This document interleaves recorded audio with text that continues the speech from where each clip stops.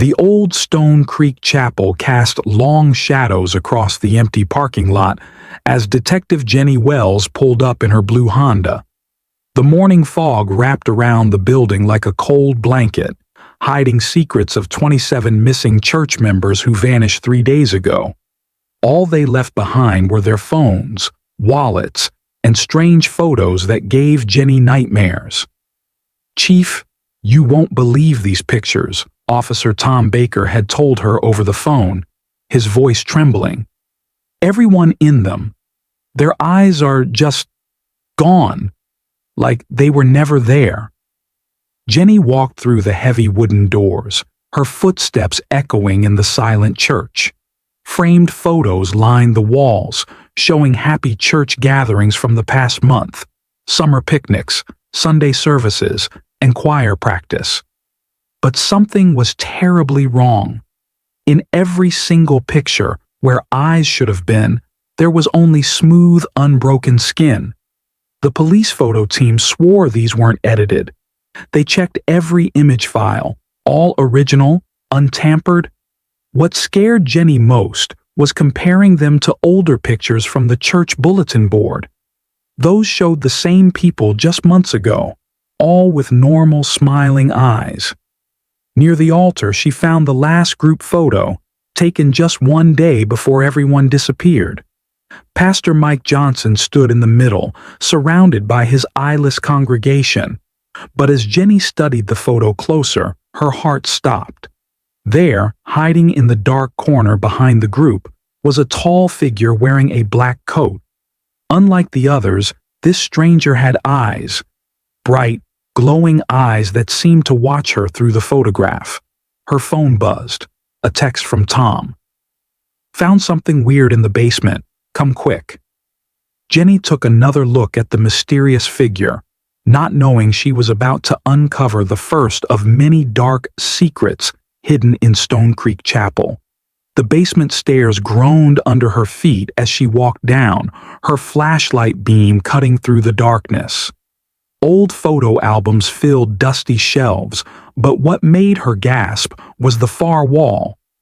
Hundreds of pairs of eyes, carefully cut from photographs, were pinned there like butterflies in a collection. Some looked fresh, while others had turned yellow with age. But that wasn't the strangest part. Under each pair of eyes was a date, and the newest ones matched exactly when each church member had started acting different. Jenny picked up a nearby diary, its pages filled with cramped handwriting. The first entry caught her eye. Day 1. Mary Evans came to me wanting to join our special congregation. I explained the price of membership. She agreed to the photograph. Jenny's hands trembled as she flipped through the diary's yellowed pages. Each entry described a new member joining what the writer called the eternal sight. The latest entry was about Billy Cooper, the church janitor who joined just last week. His eyes were perfect, pure, untouched by worldly corruption. They'll serve our purpose well. A loud thud from upstairs made her jump. Jenny quickly photographed several diary pages with her phone and headed toward the sound. The main church was empty, but something had changed. The group photo near the altar, the one with the mysterious figure, was different now. The figure had moved closer to the group, and Jenny could swear those gleaming eyes were following her. Her phone rang, making her heart race. It was Tom. "Jenny, you need to see the security footage we found. It's from the day everyone disappeared." In the small security office, Tom played the grainy video. The footage showed Pastor Mike leading the congregation in prayer. Then, at exactly midnight, something strange happened. One by one, each person walked to the altar, where that tall figure in black stood waiting. As each person approached, they looked directly into the camera, their eyes now glowing like the stranger's. But the video wasn't the most disturbing thing they discovered. Behind the security desk, Jenny found a stack of church membership forms. Each one had a bizarre requirement. All members must submit to a preliminary photograph to document their eternal commitment. At the bottom of each form was the same strange symbol, an eye inside a triangle. Jenny was studying the symbol when she noticed something odd about her phone's screen. The photos she'd taken of the diary were changing. The words were rearranging themselves, forming new sentences. "Welcome, detective. Your eyes will make a fine addition to our collection." Her reflection in the phone screen made her blood run cold. Where her eyes should have been, there was only smooth skin. In a panic, she looked up at Tom. But he wasn't Tom anymore. His face was changing, morphing into something else. Something with those same glowing eyes she'd seen in the photographs. In the emergency room, Jenny found chaos. Nurses rushed between beds where 157 elderly patients lay perfectly still, their eyes wide open and glowing with the same blue light as the Bibles. Dr. Green, who had disappeared from Happy Hills, sat up in his bed and spoke in a voice that wasn't his own. "We are not who you think we are. We have been watching, waiting, testing. Your people passed the test." Each patient began to speak in unison, their voices blending into one otherworldly sound. "For centuries, we have searched for those pure of heart. The residents of Happy Hills showed us kindness when we came to them in disguise, as homeless wanderers, as lost children, as hurt animals. They helped us without question, without seeking reward." Jenny noticed something even stranger. The hospital's security cameras were picking up 2 images of each patient. In one layer, they saw the elderly residents, but in another, transparent layer, they saw tall glowing figures with gentle eyes and luminescent skin. Dr. Green's voice rose above the others. But this was only the beginning. The real test is about to start. At that moment, every electronic device in the hospital went dead. In the sudden silence, through the windows, they could see the entire town of Pine Grove was now surrounded by a dome of shimmering blue light. Outside Pine Grove Hospital, all roads leading out of town started disappearing into mist. People rushed out of their homes, gathering in the streets, pointing at the strange dome above them. But inside the hospital, something even more incredible was happening. The 157 patients began to float a few inches above their beds. Dr. Green, still speaking in that strange voice, explained, "Your town was chosen because of these 157 souls. Their pure hearts revealed a truth we've sought for millennia, that humanity has hope. But now, all of Pine Grove must face the ultimate challenge." Suddenly, Mrs. Wilson grabbed Jenny's arm. "The news," she whispered, pointing at a TV in the corner that had mysteriously turned itself on. Every channel showed the same thing. Pine Grove had vanished from satellite images. To the outside world, there was nothing but an empty patch of land where their town used to be. Then the patients spoke again, but this time each in their own voice, sharing stories that made Jenny's blood run cold. Miss Rose talked about midnight visitors who took the shape of her dead husband, testing whether she would help a stranger wearing a beloved face. Mr. Tommy described glowing children who appeared in his room, asking impossible questions about life, death, and everything in between. But it was Dr. Green's story that changed everything. "They showed me their true form," he said, his eyes now burning with that ethereal blue light. "They're not angels or aliens. They're us, from a future so distant that humanity has evolved into pure energy. They've come back to ensure their own existence by testing this particular point in time." The lights flickered, and in each flash, Jenny saw the truth. Every patient had 2 forms now, shifting between elderly humans and beings of pure light. But more shocking was what she saw in a nearby mirror. Her own reflection showed the same transformation beginning. Mrs. Wilson screamed. Her hands had started to glow with the same blue light. "Jenny," she whispered, "I have a confession. I'm not really a cleaner. I'm one of them. I was sent to watch, to make sure we chose the right town.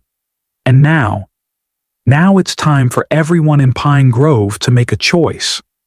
The hospital walls became transparent, revealing the entire town suspended in a bubble of light, cut off from the rest of the world. Every resident of Pine Grove was about to face the same test that the 157 had already passed, a test that would determine not just their fate, but the future of humanity itself. As the bubble of light enveloped Pine Grove, something even stranger began happening at the hospital. The medical equipment started showing impossible readings, heartbeats going backwards, brain waves moving in perfect circles, and time itself seeming to bend around each patient. "We must explain the rules," the 157 patients said together, their voices echoing with an otherworldly hum. "Each person in Pine Grove will relive their most morally challenging moment, but this time they'll face it with full knowledge of its consequences. The choice they make will determine everything."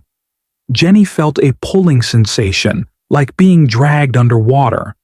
The hospital walls melted away, and she found herself back in her police car 3 years ago. It was the night she'd caught her partner taking bribes, but had stayed quiet to protect him. Only now, she could see ripples of blue energy showing how that one decision had affected thousands of lives. All across Pine Grove, 10,000 people were experiencing the same thing. The school principal relived the moment she'd denied admission to a troubled student. The local judge faced his questionable rulings. Even children were seeing their playground choices played out across possible futures. Mrs. Wilson, or whatever she really was, appeared beside Jenny in her memory. "Watch carefully," she said. "See how every small decision creates waves through time?" The 157th chose differently when faced with their moments. They chose kindness when cruelty was easier, truth when lies were safer, sacrifice when selfishness tempted them. Through the windows of her memory car, Jenny could see other townspeople frozen in their own moments of choice. Each person glowed with that same blue light, connected by threads of energy that pulsed like heartbeats. She realized that every decision was intertwined. Her choice affected everyone else's, and theirs affected hers. The hospital reappeared, but now the 157 patients were standing, forming a circle. Dr. Green spoke. "You see now why we chose Pine Grove? This town sits at a crossroads of human destiny. The choices made here in the next hour will ripple forward through 10,000 years of human evolution. They will determine if humanity becomes like us, beings of light and wisdom, or takes a darker path." Suddenly, every phone in Pine Grove displayed the same countdown clock, 60 minutes. Each person had 1 hour to revisit their moment and choose again. But this time, they would do it with the weight of humanity's future on their shoulders. In the eerie quiet of Pine Grove Hospital, Jenny watched the countdown clock with growing dread. 55 minutes remained, and the entire town was frozen in their personal moments of choice. Through the now transparent walls, she could see her neighbors, friends, and strangers alike, all glowing with that mysterious blue light. But something wasn't right. In the corner of the hospital ward, little Tommy Mills, a 10-year-old who'd been visiting his grandmother, started crying. "They're lying," he said, his voice cutting through the silence. "I can see it because I'm different. These aren't future humans. Look at their shadows." Jenny turned to where the boy was pointing. The 157 patients cast shadows that moved independently, reaching towards each other like dark tentacles. Mrs. Wilson's face flickered, her kindly features dissolving for a split second into something ancient and terrifying. "Smart boy," Dr. Green said, but his voice had changed, deeper, older, like stones grinding together. "We are not from your future. We are from your past.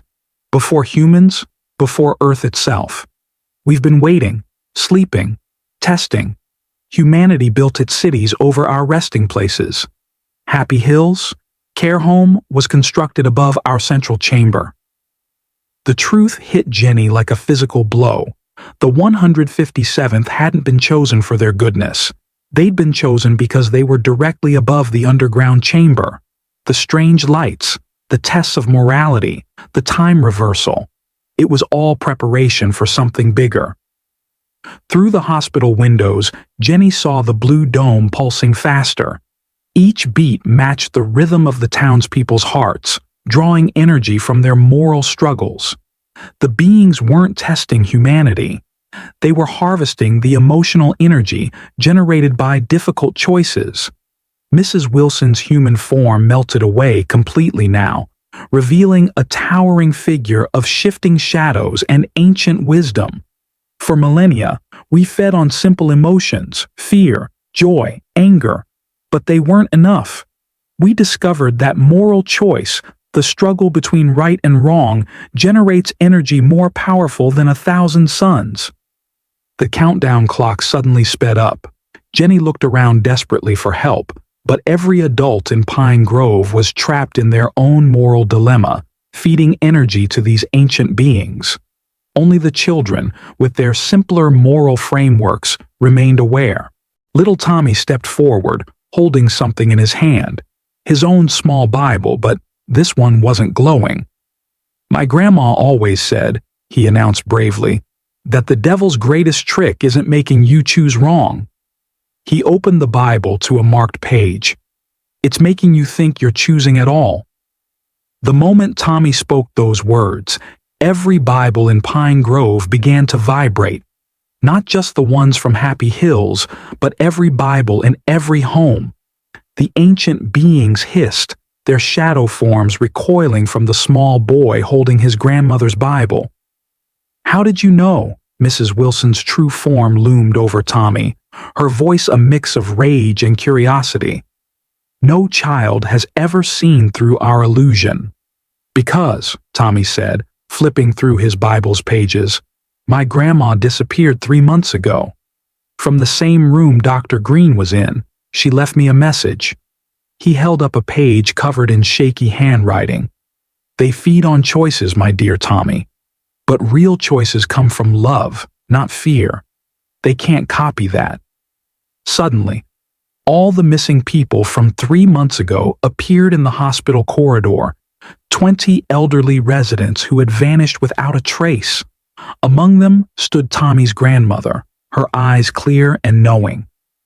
"We refuse to play their game," she announced. "We chose not to choose. That's why they kept us. They needed to understand why their power didn't work on us." The blue dome above Pine Grove cracked like glass. The townspeople began waking from their moral dilemmas, but instead of feeding energy to the beings, they were drawing it back. Every act of kindness, every small sacrifice, every moment of love they'd experienced began glowing with a different kind of light, warm gold instead of cold blue. Jenny understood now. The ancient beings had studied humanity's struggles, but missed something crucial: the power of choosing not to participate in their cruel tests. Real morality wasn't about passing tests or facing impossible choices. It was about small daily acts of kindness, done without any cosmic beings watching. The shadow creatures began to shrink, their forms wavering. "Impossible," Dr. Green's voice thundered, no longer human at all. "We've harvested moral energy from 1,000 worlds. No species has ever—" "Ever what?" Tommy's grandmother asked. "Ever loved? Ever chose kindness when there was no test?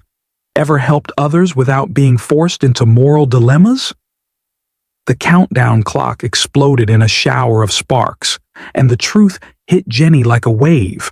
Pine Grove hadn't been chosen because it was special.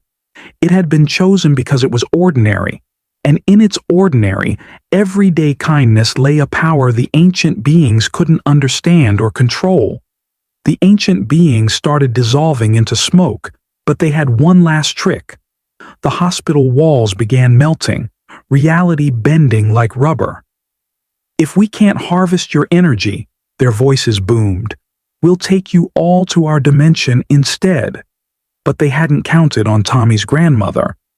She pulled a worn diary from her pocket. "For 3 months we studied them while they studied us. Their weakness is so simple. They can't understand choices made from love because they've never experienced it.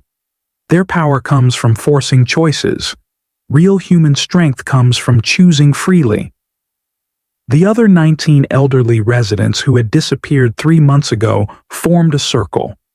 Each held their Bibles, not glowing with strange light anymore, but warm with years of use and care.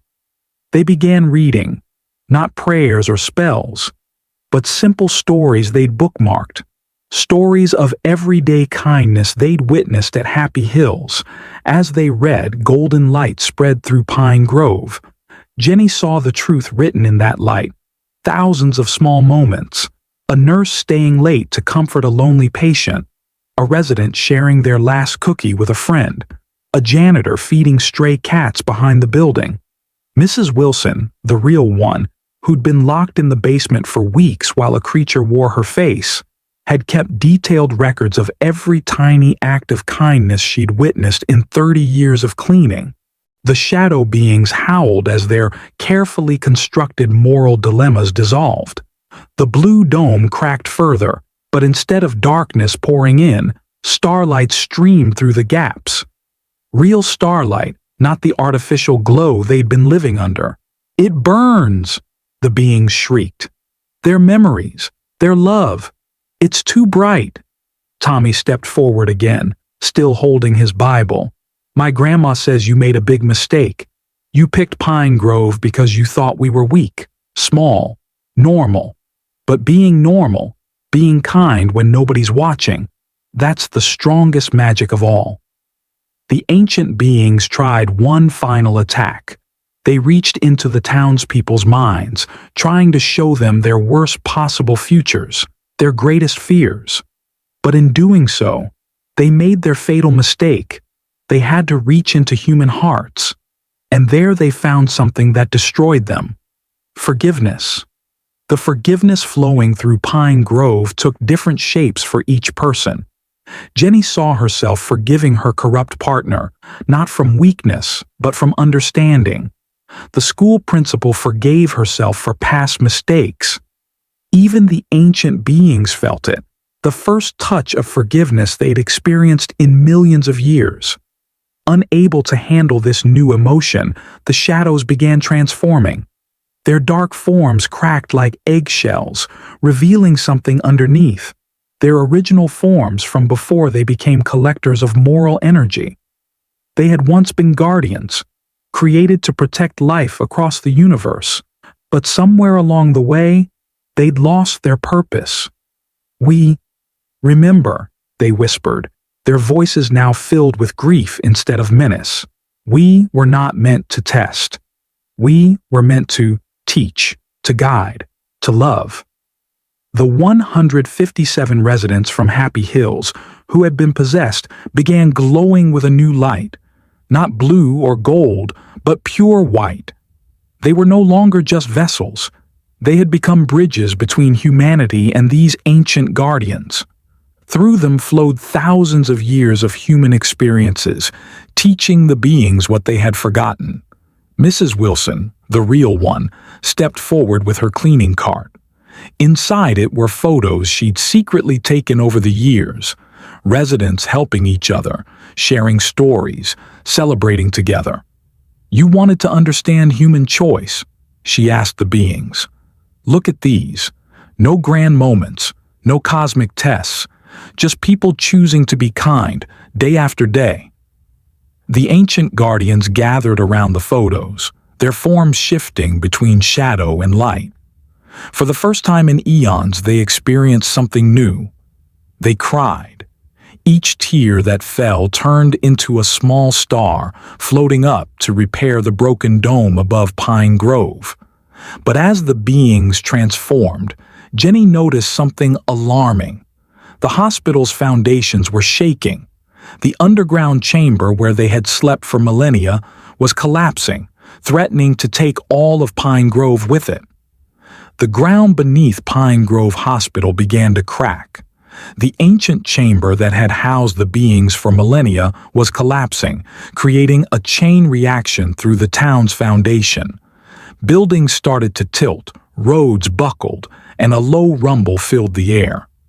Tommy's grandmother recognized the danger first. The chamber was their anchor point on Earth, she explained quickly. Now that they're transforming, it's becoming unstable. We have less than 10 minutes before the whole town collapses into the void they left behind. The transformed guardians, still adjusting to their rediscovered purpose, tried to help, but their powers were in flux. Every attempt to stabilize the ground only made it shake more violently. The 157 residents of Happy Hills, though free from possession, remained connected to both the guardians and the town itself. Jenny watched in amazement as understanding spread across the faces of the 157 residents. Without a word, they began to sing, not a hymn or a prayer, but a simple lullaby that most of them had sung to their children and grandchildren. The guardians, hearing this pure expression of love, began to cry more, creating thousands of tiny stars. The transformed beings understood what needed to be done. They gathered their star tears and, working with the residents, began filling the chamber beneath Pine Grove. Each micro-star locked into place with the others, forming a new foundation made of light and memory.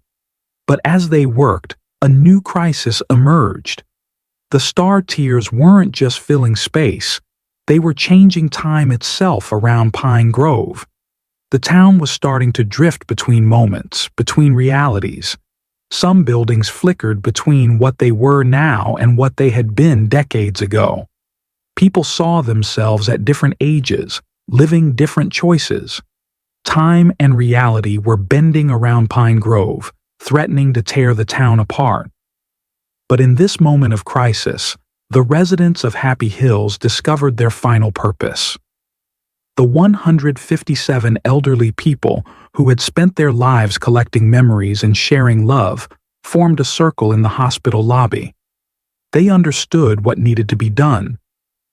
"We're anchors," Miss Rose announced, her voice steady. "Not just for the guardians, but for Pine Grove itself. Our memories, our choices, our love for this town. They can hold it together."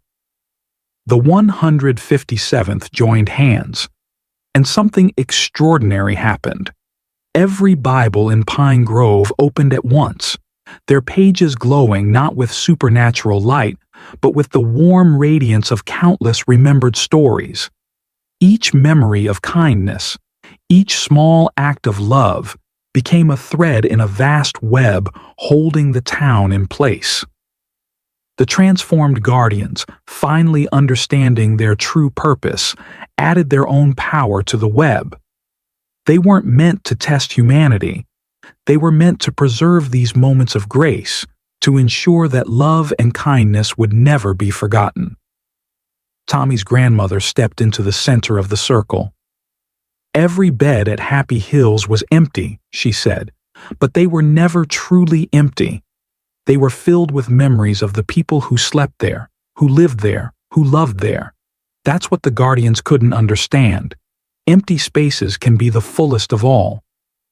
As she spoke these words, reality settled. The time fluctuations stopped. Pine Grove found its place again, but it was changed. The town now rested on a foundation of starlight and memory, held in place by the love of its people.